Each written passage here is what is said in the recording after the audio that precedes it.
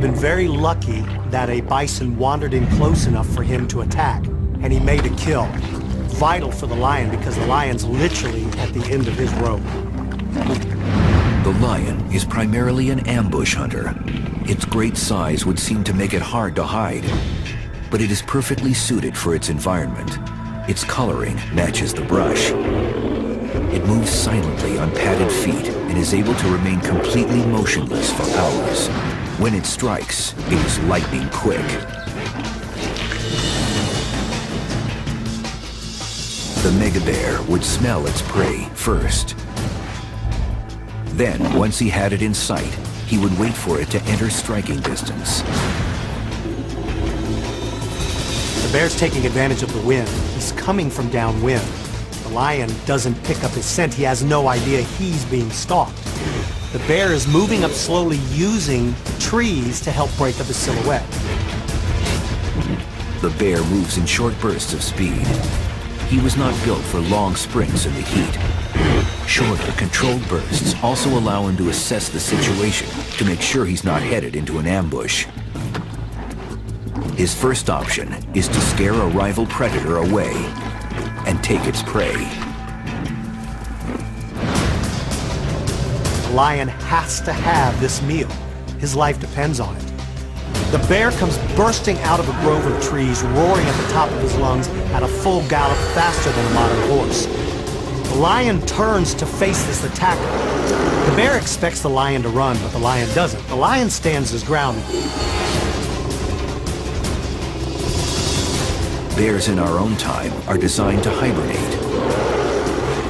In the Ice Age, there were no seasonal weather changes. The mega bear ate the same amount year-round, giving it an insatiable need to hunt. Towers over the lion. This bear is nearly 11.5 feet tall. He's a massive, massive animal, and he's very intimidating. The lion, normally, this would be enough for him to turn tail and run. But he can't. He cannot afford to leave this prey. The end of the Ice Age set off a major movement of species. Cold weather animals moved north, while smaller, swifter animals that were more difficult to hunt replaced them. When the bear faced another predator, he spread his arms wide to look as intimidating as possible. But this exposed his only weakness, his unprotected stomach.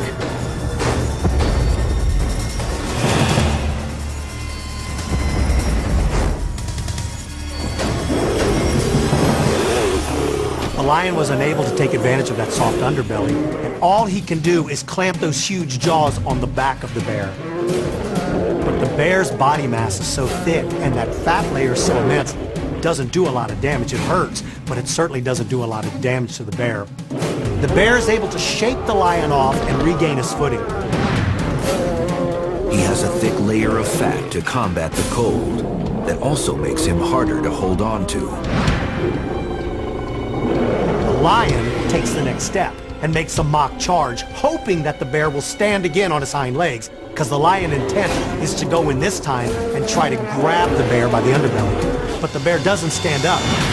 The bear simply rears back and begins to shift his center of gravity to launch his own attack. This time the bear comes full and he doesn't stop. When it mounts a bear rush, the mega bear moves at top speed. But it remains fully balanced, using the 8-inch claws on its feet to dig into the ground and provide traction. It is perfectly poised to use its claws with extreme dexterity.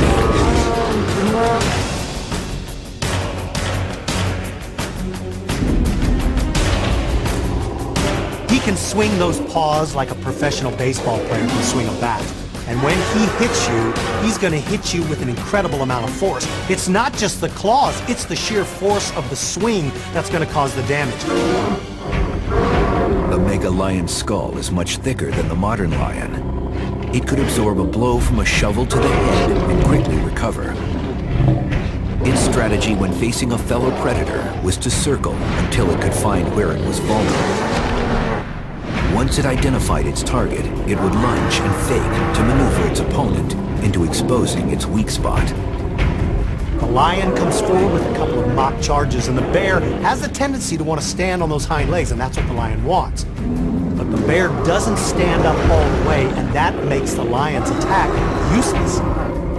The bear continues to do his mock charges in hopes that if that lion will just turn to run, the bear will be able to bypass those weapons, those teeth, and those claws. With the temperature rising, the mega lion would ultimately be replaced by the much smaller cougar and leopard. It simply took too much energy for the mega lion to feed itself in the